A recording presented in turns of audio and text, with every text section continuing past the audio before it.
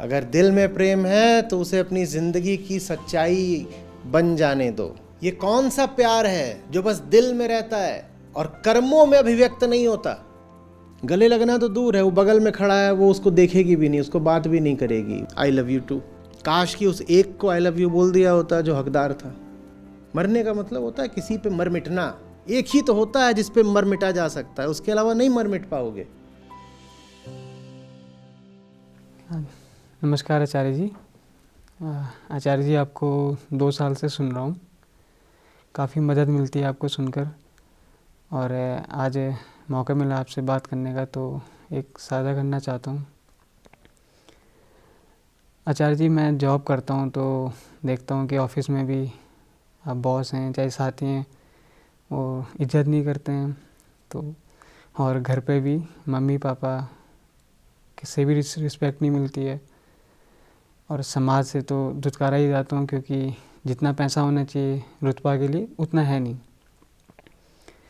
तो मैं अपनी ज़िंदगी से परेशान हूँ। कोई इज्जत नहीं करता है, हर जगह अपमान और लात मिलती है। मैं मेहनत बहुत करता हूँ लेकिन कुछ हासिल नहीं होता है, तो कृपया मार्गदर्शन करें। एक सही जगह सर न झुकाने के कारण आप 1000 गलत जगहों पर सर झुकाते हो। एक सही जगह न बिक जाने के कारण आप 1000 बाजारों में, 1000 दुकानदारों में, 1000 खरीदारों के हाथ बिके बिके फिरते हो। एक सही काम न करने के कारण आपको 1000 गलत काम करने पड़ते हैं। और मज़ेदार बात यह है कि ये बात समझाने वाले न तो आज रात हम पहले हैं, न हमसे पहले अन्य ज्ञानी लोग, न बुद्ध, न वेदांत। ये बात तो जिन्होंने जानी है सब ने समझाई है कि एक काम ठीक कर लो, बाकी सारे काम ठीक होने लगेंगे, और एक काम ठीक नहीं करोगे तो न जाने कितने गलत काम करने पड़ेंगे, फिर भी क्षतिपूर्ति नहीं होगी। लेकिन ये बात हम तब भी नहीं समझते। क्या होता है जब एक के विकल्प के रूप में अनेकों का आश्रय लिया जाता है, और दूसरी ओर जब आप एक को समर्पित हो जाओ तब अनेक से आपका क्या रिश्ता हो जाता है। सारा जो जीवन है वो अहम और आत्मा के रिश्ते की कहानी है।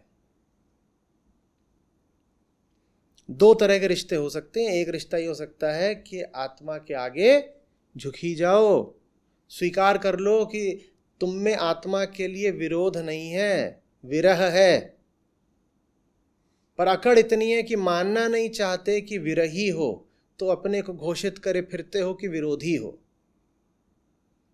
अपनी विरह को विरोध का नाम दे दिया है तुमने। जैसे कोई प्रेमी रूठ गया हो, और ऐसा रूठा हो कि कहने लग गया हो कि मुझे तुमसे दुश्मनी है। ऐसा तो अहंकार का आत्मा से विरोध है। किसी ने जाकर के ऐसे ही इतने सारे चूहे भर लाया था वो अपने घर में, तो किसी ने जाके पूछा एक चूहे ने, चुई चुई, कि तुझे अगर आत्मा से सचमुच इतनी समस्या होती, इतनी दुश्मनी होती,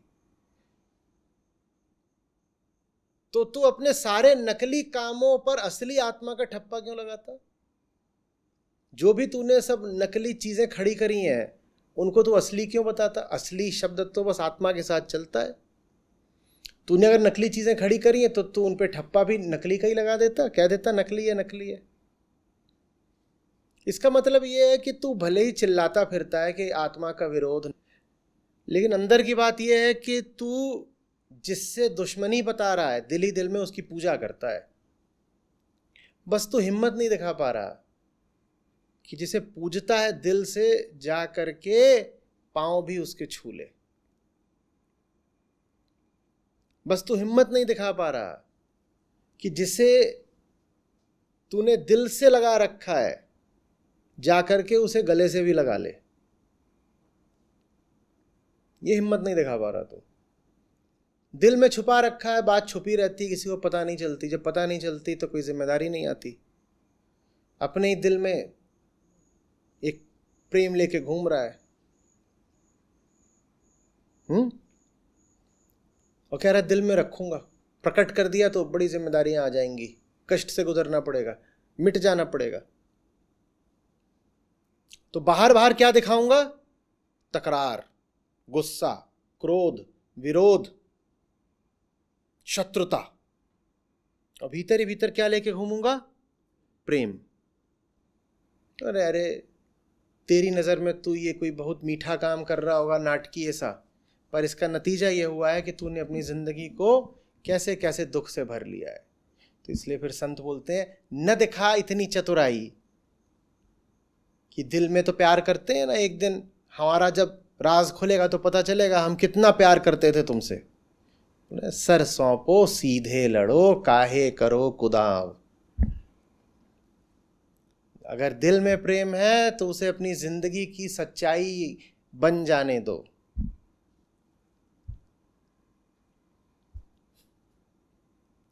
समझ में आ रही बात ये?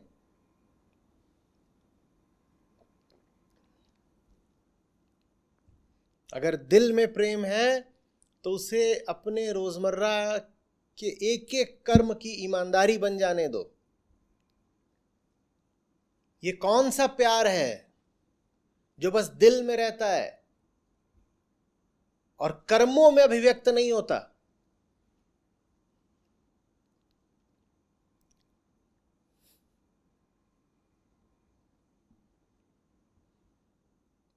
दिल में दावा कर रहे हो जिससे कि मोहब्बत रखता हूं, दिल दिल में कह रहते हो कि इससे तो मैं मोहब्बत करता हूं, और तुम्हारे कर्मों में दिख रहा है कि तुम उससे बगावत करते हो। ये कौन सा प्रेम है जिसमें मोहब्बत सारी दिल में रहती है और कर्मों में बगावत रहती है?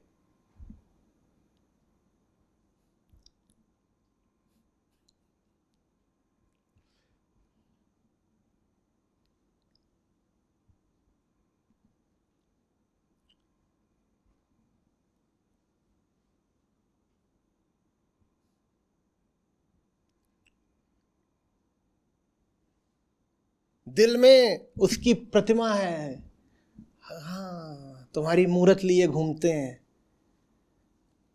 बड़ी प्यारी है, तो तुम्हारे कर्मों में क्यों नहीं ईमानदारी है?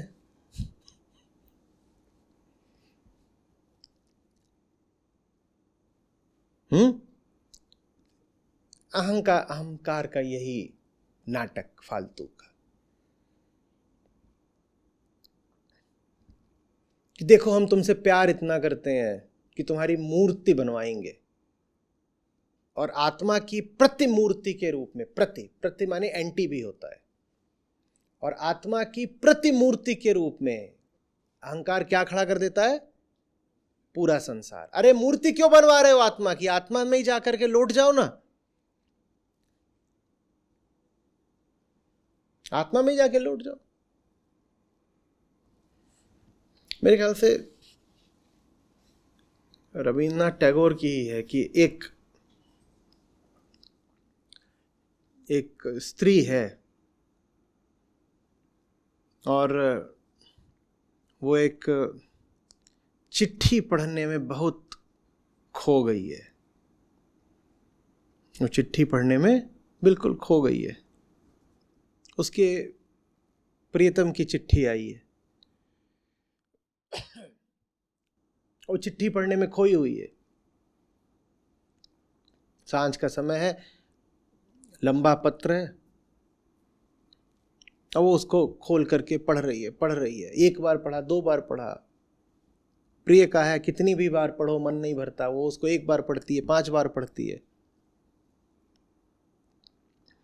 और ये कहानी है, कविता है, ये आगे बढ़ती है तो पता चलता है कि जितनी देर वो पढ़ रही थी वो प्रियतम बिल्कुल बगल में ही खड़ा था उसके, उसने सर ही उठा के नहीं देखा। अहंकार ऐसा ही है।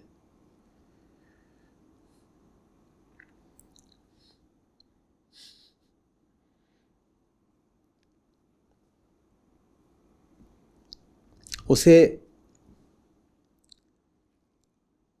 प्रियतम की पाती तो मंजूर है, प्रियतम का आलिंगन नहीं। उसका पाती पे ज्यादा भरोसा है। लिख लिख के बात करेंगे तुमसे, सामने आओगे तो नहीं बात करेंगे, लिखेंगे। लिखता ज्यादा है, बात कम करता है। दूर चले जाओ तो लेटर लिखेंगे, दूर नहीं भी हो पास हो तो भी लिखेंगे। वो पाती पढ़े जा रही है, पढ़े जा रही है, वो खड़ा है सामने, सामने से कर लेना बात। और बात भी क्यों करनी है, उठ जा, गले लग जा। गले लगना तो दूर है, वो बगल में खड़ा है, वो उसको देखेगी भी नहीं, उसको बात भी नहीं करेगी। वो किसमें बिल्कुल अपने आप मशगूल है, मस्त है, प्रसन्न है। क्या?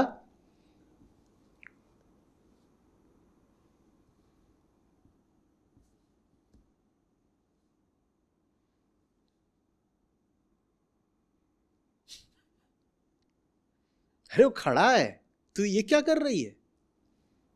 दूरी रखनी जरूरी है। तय करो, क्योंकि जिंदगी आपकी है, आपको जीना है। जिसको जीना है, जीना तो दुनिया में ही है, पर दुनिया दो तरह की हो सकती है। एक दुनिया जो पैदा ही की गई है क्योंकि आत्मा से बचना है, विरोध है, आत्मा के विकल्प के तौर पे ये दुनिया खड़ी की गई है। तो एक ऐसी आप अपनी दुनिया रच सकते हो, और एक दुनिया ये हो सकती है कि अब मैं वहां जा करके बैठ गया हूं, जो भी बोल लो, गले लग गया हूं, आहुति दे ली, आपके बोलने का तरीका है, चरणों में बैठ गया हूं, कुछ ऐसे बोलते हैं। कोई बोलता है योग हो गया, कोई बोलता है मिल गए, कोई बोलता है मिट गए। सबका अपना अपना बोलने का तरीका है। कोई समाधि बोल देता है, कोई निर्वाण बोल देता है, सबके तरीके, जैसे भी बोलना है तो वो जो दूसरी बात है उससे ये पैदा होता है कि अब हम मिट गए, अब ये संसार है एक, ये संगीत है, ये मिटे हुए का संगीत है। जहां संगीत तो है, संगीतकार नहीं है, बस संगीत ही संगीत है। वो संगीत पैदा करने की हमारी जिम्मेदारी नहीं है, वो संगीत तो हमारे न होने का संगीत है। हम अब जिम्मेदारी ज़्यादा दिखा करके संगीत करने लग गए तो फिर वो संगीत खत्म हो जाएगा। तो ये दूसरा तरीका है, आप चुन लो आपको कैसा तरीका रखना है। और मेहनती लोगों को मैं बोलूँगा, ज़्यादातर मेहनत देख लेना, जांच लेना, कहीं इसलिए तो नहीं कर रहे कि एक असली चीज़ से बचना है। उस असली चीज़ से बचने में बड़ी मेहनत लगती है और तब भी सफलता नहीं मिलती। अब डायनासोर से बचने के लिए चूहे इकट्ठा करोगे तो पहले तो मेहनत बहुत लगेगी, और फिर भी डायनासोर वाली बात तो नहीं आएगी कि आएगी। तो ज़्यादातर लोग जो बड़े परिश्रमी होते हैं और अपने आप को बोलते हैं पुरुषार्थी हैं, कर्मठ हैं वगैरह वगैरह, वो यही कर रहे होते हैं पूरी ज़िंदगी। बोले बड़ी मेहनत करी, क्यों इतनी मेहनत करी? भाई डायनासोर बराबर चूहे इकट्ठा करने थे। अब चूहे तो चूहे, जितनी देर में तुम डायनासोर जितने चूहे की अगली खेप लेके आते उतने में पुराने कुछ भग जाते हैं, कुछ मर जाते हैं। तो चूहे कभी इतने हो ही नहीं पा रहे कि डायनासोर जितने हो पाए, और कभी तुमने बहुत जुगत लगा करके उतने वजन में चूहे कर भी लिए डायनासोर जितने वजन में। तो अब उनको तो नकली डायनासोर के सामने खड़ा कर दो तो भी पिद्दी सब भाग जाए, असली का क्या मुकाबला करेंगे? और जो खिलाने वाले डायनासोर आते हैं देखें बच्चों के, वो ऐसे इतने ही होते हैं, 2-3 फीट के। बच्चे भी हंसते हैं उन पे, कहते ये देखो ये डराने आया है, और उसमें से कहीं उसका मुंह पे बल्ब जलता है और पूंछ से आवाज़ निकलती है। बच्चे बड़ा पीठ पे कहते ये देखो ये डराएगा ये हमें। अब वो डायनासोर ले आके चूहों के सामने रख दो, चूहे तो उससे ही भाग जाएंगे। 2 ट्रक भर के चूहे इकट्ठा करे, कुल जिंदगी का ये आउटपुट है, परिणाम है, निष्कर्ष। पूरी जिंदगी क्या किया? 2 ट्रक भर के चूहे इकट्ठा कर लिए, बड़ी मेहनत लगी। बाबा बोले तुम हमें हल्का समझते हो, हमारा 60 साल का अनुभव है। अनुभव तो है 60 साल का, कर क्या रहे थे 60 साल? चूहे, डंपर भर भर के चूहे आते थे। तो अब लेकिन फक्र पूरा एकदम नाच से बताते हैं जी हमारी नहीं सुन रहा आज के लौंडे, हमारा 60 साल का अनुभव है चूहे इकट्ठा करने का। वहां एक नकली बच्चों के खेलने का डायनासोर ले जाओ, चूहे उससे भी डर के भाग गए। ये लो, ये आपकी जिंदगी का कुल नतीजा, ये आपके जीवन की गरिमा, ये आपके श्रम की सार्थकता। दावा क्या था? डायनासोर की बराबरी करेंगे, कर ली।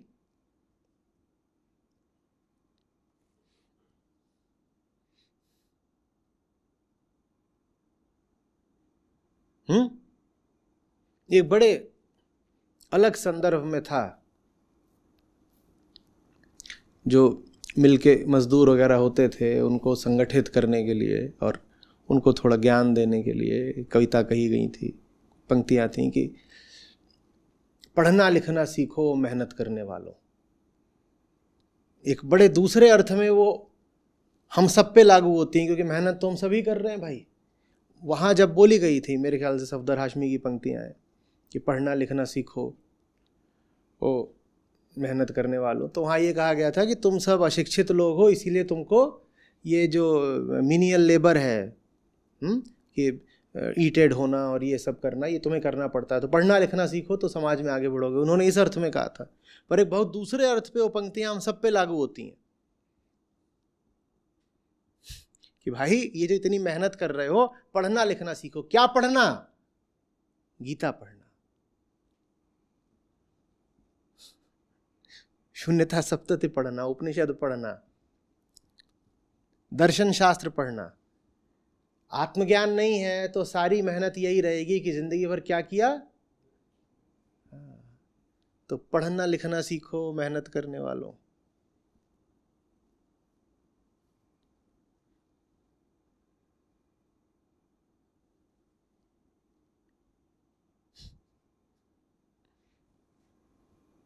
समझ में आ रही है बात?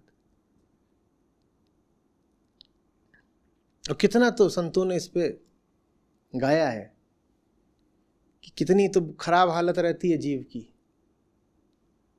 संत सरिता में ही अनगिनत आपको उदाहरण मिलेंगे। उन सब उदाहरणों को आप आज लिखिएगा कि जो भ्रमित जीव होता है वो कितनी ठोकरें खाता है, अपनी देखे बड़ी मेहनत करता है, जिंदगी भर वो खटता है और फिर मेहनत करते करते ही समाप्त हो जाता है, क्योंकि उसकी मेहनत वैसी ही रहती है जैसे वो अंधे कुएं की तरफ भाग रहे थे। बड़ी मेहनत करके वो भागेंगे, 20-50 किलोमीटर वो भागते चले जाएंगे अंधे, और ऐसा नहीं कि व्यर्थ भाग रहे हैं। उनको प्यास लग रही है, उनकी देह जल रही है, वो इसलिए भाग रहे हैं कि बताओ पानी कहाँ है। तो भागने के उनके पास कारण तो है, पर उनके पास क्या नहीं है? ज्ञान नहीं है। न तो उनके पास बाहर का ज्ञान है कि कुआं कहाँ पर है, न उनके पास आत्मज्ञान है कि जान जाएं कि हम तो अंधे हैं। भीतर के ज्ञान को क्या बोलते हैं? विद्या या आत्मज्ञान। और बाहर के ज्ञान को क्या बोलते हैं? अविद्या या सांसारिक ज्ञान या भौतिक ज्ञान। दोनों में कुछ भी नहीं है। दोनों में कुछ भी नहीं है तो दौड़ धूप खूब रहती है, श्रम खूब रहता है, हाथ कुछ नहीं आता, जीवन व्यर्थ जाता है। समझ में आ रही बात? तो ये जो हमारी सारी दौड़ धूप है, ये जो हमारा सारा उठना गिरना मचलना है, वो वास्तव में बस आत्मा के विरोध का हमारा द्वंद्व है। हम लगे हुए हैं डायनासोर से कुश्ती करने में कि तुझे हरा देंगे। एक मैंने चर्चा करी थी, उसका शीर्षक था कि अपने आग्रह की मजबूती जाननी है तो जाओ भिड़ जाओ ऋषियों से, कुछ इस तरीके से। पूरा शीर्षक याद नहीं, पर इतना था उसमें कि जाओ भिड़ जाओ ऋषियों से। वो मैंने इसीलिए कहा था, मैं तो तुम जाके डायनासोर से भिड़ी क्यों नहीं जाते? सीधे भिड़ जाओ तो तुम्हें पता चल जाएगा कि बाप कौन है। तुम सीधे भिड़ते भी तो नहीं हो, तुम कुदाव चलते हो, तुम कुटिलता पूर्वक चालें चला करते हो। जाओ सीधे बहस ही कर लो या सीधे जोर आजमाइश कर लो, पंजा लड़ा लो, आर्म रेसलिंग, तो पता चल जाए बाप कौन है। तुम वो भी नहीं करते, तुम पीठ पीछे चुटकी काटा करते हो, 2-2 रुपए की चिंदी चोरी किया करते हो पीठ पीछे। तुम्हें विरोध ही करना है तो खुले में आ जाओ ना, और जो खुले में आके विरोध करने आए वो मिट गए। डायनासोर से सीधे जाकर के लड़ोगे तो मिट ही जाओगे। लेकिन हम बड़ा एक छली तरीका निकालते हैं। हम कहते हैं पहले मैं चूहों की क्या तैयार करूंगा, फौज, डायनासोर बराबर, फिर डायनासोर को हराऊंगा। डायनासोर के मुकाबले की फौज तैयार करिए ना, वो फौज कभी तैयार होगी ना डायनासोर कभी हारेगा। हाँ, तुम्हारी जिंदगी जरूर खराब और बर्बाद हो जाएगी, मिट जाओगे, मर जाओगे। समझ में आ रही है बात? हम ये दुनिया में जो कुछ भी कर रहे हैं, अपने आप से कभी पूछिए तो, रुकिए रुकिए, पूछिए। सुबह उठते हो, जो कुछ भी करते हो, बताओ क्यों कर रहे हो। अगर ईमानदारी से पूछोगे तो जवाब ये मिलेगा, सच का विरोध करने के लिए कर रहा हूं जो भी कर रहा हूं। अगला काम करने जा रहे हो, फिर अगला कदम बढ़ाया, फिर पूछो ये मैं क्यों कर रहा हूं, फिर जवाब यही मिलेगा, सच से बचने के लिए कर रहे हो, फिर से ये, फिर अगला काम करो, फिर वहां पूछो, यही जवाब मिलेगा।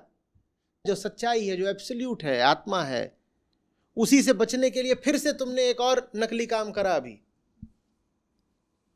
कहीं कुछ लिखो, किसी को कुछ बोलो, किसी दिशा में जाओ, कोई कामना उठे, कुछ खरीदो, कुछ भी पूछो अपने आप से क्यों कर रहा हूं। जो उत्तर मिलेगा वो परेशान करेगा। मैं चाहता हूं आप परेशान हो जाएं।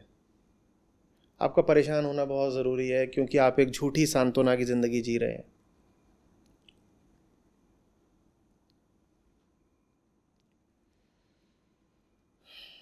आप स्थिर तो हैं, पर आप बहुत गलत जगह स्थिर हो गए हैं। आप जमे तो हुए हैं, आप बस तो गए हैं, पर आप बहुत गलत जगह जमे और बसे हुए हैं। मैं चाहता हूं थोड़ा आपके नीचे की जमीन कांपे।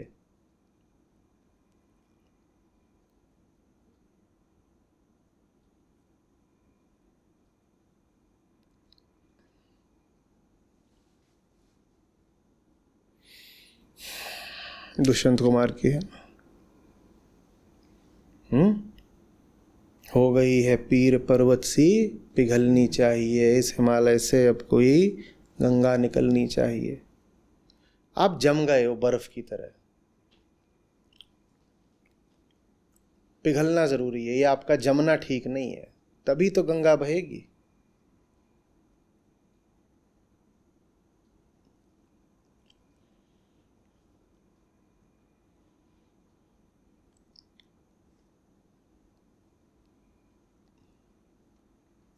समझ में आ रही है बात?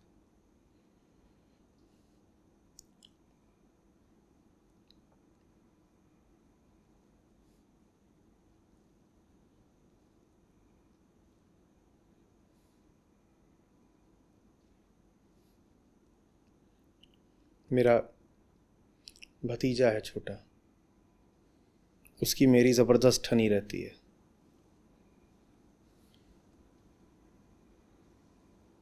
और उसका जिंदगी में एक ही लक्ष्य है, किसी भी तरीके से मुझे हराना।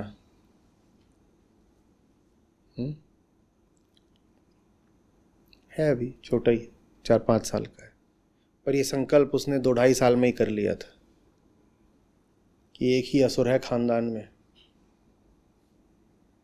इसको मैं ही ठीक करूंगा।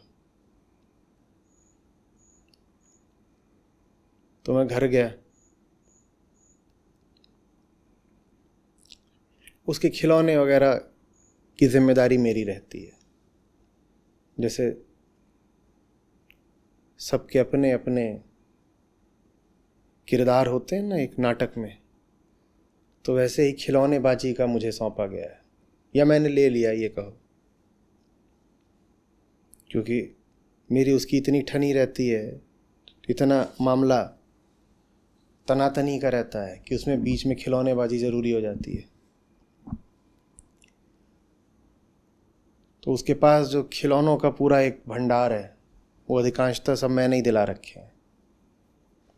हर महीने 2 महीने में एक बार उसको ले जा करके मेरा काम होता है, बता भाई। तो इस बार मैं जाता हूँ तो मेरे ही कमरे में हर तरीके से उसने खिलौने सजा रखे हैं, सजा भी नहीं रखे, सेट कर रखे हैं, जैसे किसी दुश्मन पे किए जाते हैं। वो उन खिलौनों से मुझे फतह करने की तैयारी में था।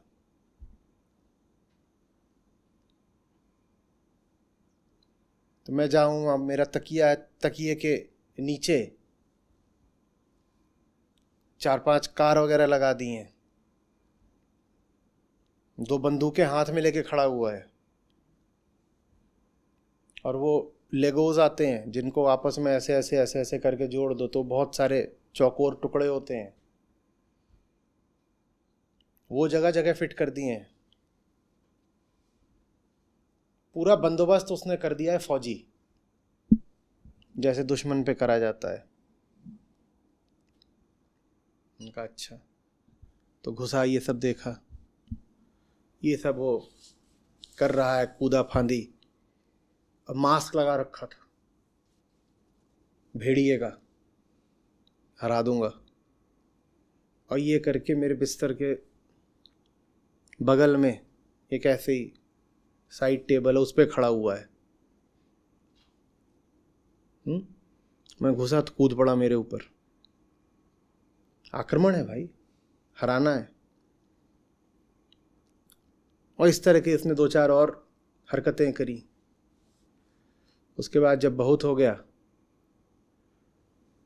तो मैंने उसको उठा लिया, इधर उधर भागा दौड़ी, ये वो कूदा फांदी।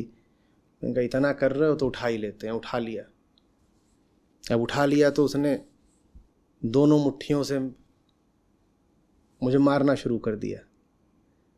तो मैंने कहा अच्छा, तो मैंने उसको ऐसे ज़ोर से भींच के गले लगा लिया, और ये उसकी बहुत बड़ी हार हो गई। अब क्या करें? उसने तो दुश्मनी का पूरा इंतजाम कर रखा था, और उस इंतजाम में इतने खिलौने तैयार कर लिए थे, वो कहीं की नहीं रही दुश्मनी। उठाया और यूं करके भींच लिया। अब बताओ कहाँ गई दुश्मनी? पर इस भींचने में उसे कोई आनंद नहीं आया। उसका तो एक तरह से अपमान हो गया। अपनी नज़र में तो वो कमांडो बना बैठा था, आज दुश्मन का सफाया कर दूंगा।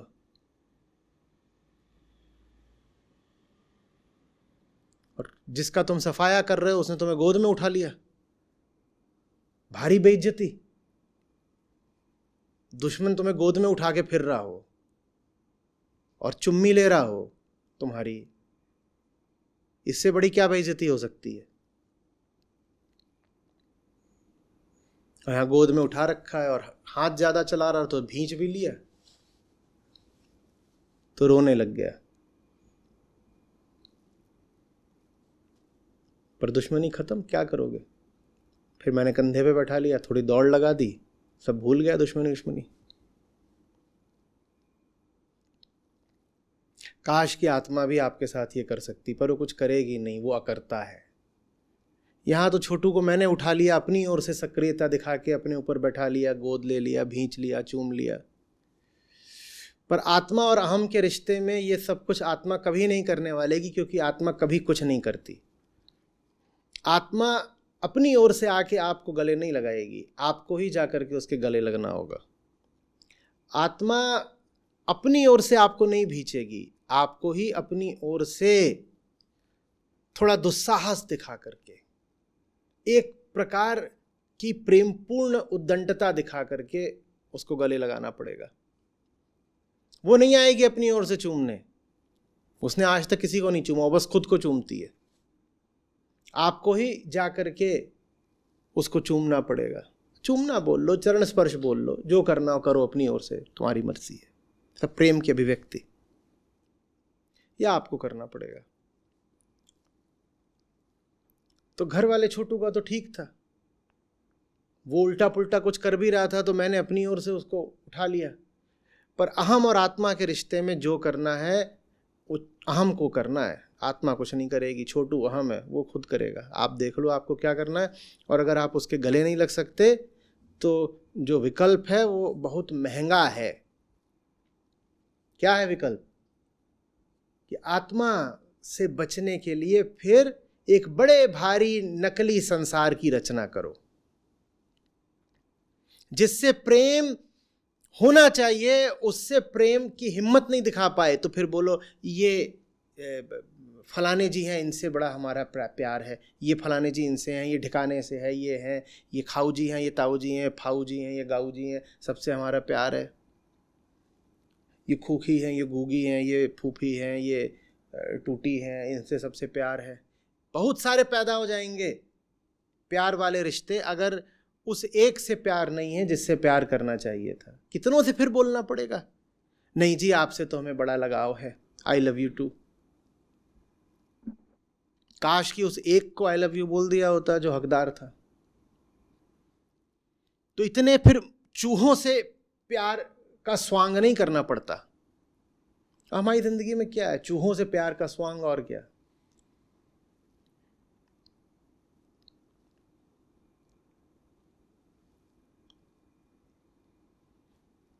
जीवन में वो उठा लाओ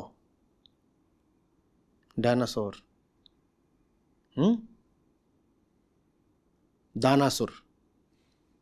अब ठीक है, मामला जरा शास्त्रीय लगा। उसके बाद चूहों से मुक्ति मिल जाएगी। और वो दानासुर नहीं लाओगे तो चूहे ही चूहे। वो बचपन में कहानी पढ़ी होगी, पाइट पाइपर ऑफ हेमिलिन। शहर में क्या हो गए थे बहुत ज्यादा, और यूरोप में इतना प्लेग क्यों फैल गया था, चूहे, चूहे चूहे।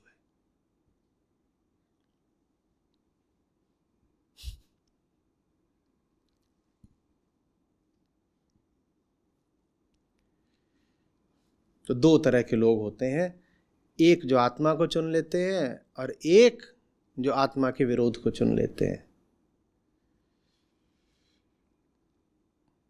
एक जो हिम्मत करके एक बार मर लेते हैं, और दूसरे जो इसलिए पल पल मरते हैं क्योंकि एक बार मरने की हिम्मत नहीं दिखा पाए।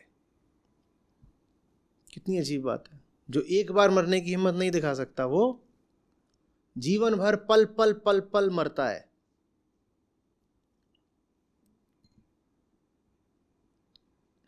मौत आती है पर नहीं आती। गालिब का है, जीते हैं आरजू में मरने की, और मौत आती है पर नहीं आती।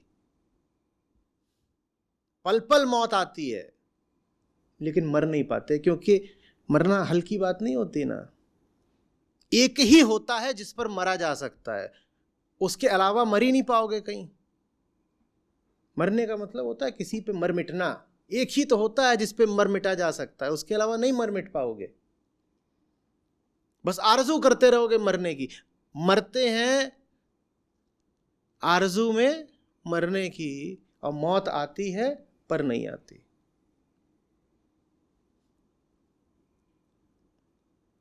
मौत का एक दिन मुअय्यन है, नींद क्यों रात भर नहीं आती।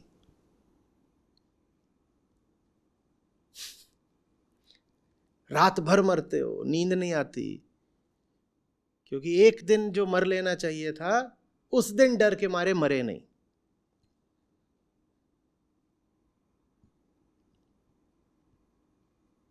मरो है जोगी मरो। ऐसे ही थोड़ी मोहे मरण का चाव, मोहे मरण का चाव। अरे मौज है, साफ हो जाओ बिल्कुल। और क्या होता है, जिस मरणी गोरख मर जीठा। वो मरना ऐसा नहीं है कि मिट जाओगे, वो मर के जी उठते हो।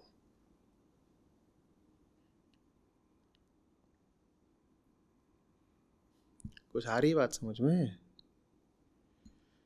या तो सही काम कर लो, नहीं तो उस सही काम के नकली करोड़ों हजारों विकल्पों में जिंदगी भर मेहनत करते रहो। और वो सारी मेहनत भी कैसी जानी है, व्यर्थ, कुछ नहीं मिलना उस मेहनत से। बस अपने आप को ढांढस देते रहोगे कि बड़े मेहनती हैं, ये करा वो करा, ये पाया, संघर्ष किया। संघर्ष सिर्फ आप संघर्ष करते रहे हो, इससे आपका थोड़ी कोई सम्मान कुछ श्रेय हो जाता?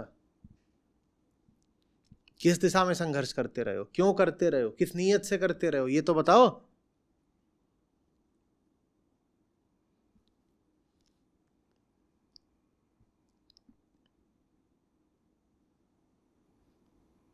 तो कबीर साहब का आप लोग लिखिएगा कि जब युद्ध का नाद होता है, रणदुदुम्भी बजती है, तो उसका सूरमा पर और कायर पर कैसे विपरीत प्रभाव पड़ता है। एक तरह से मेहनत दोनों ही करते हैं, रणभेरी बजी है, अब मेहनत दोनों ही करेंगे, पर देखो दोनों कितनी अलग अलग तरह की मेहनत करते हैं। एक क्या करता है,